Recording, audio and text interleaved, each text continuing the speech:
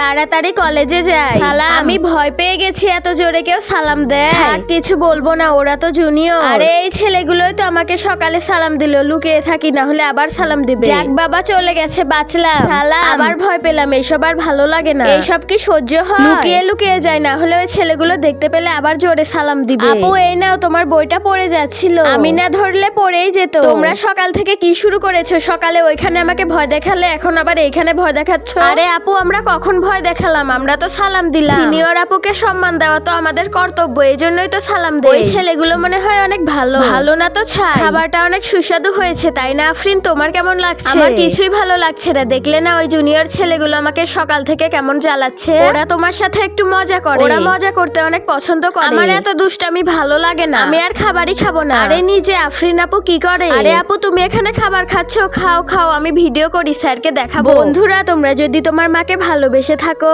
আর এই ছবিটিকে সুন্দর মনে করে থাকো, তাহলে ভিডিওতে একটি লাইক করে চ্যানেলটি সাবস্ক্রাইব করে দাও।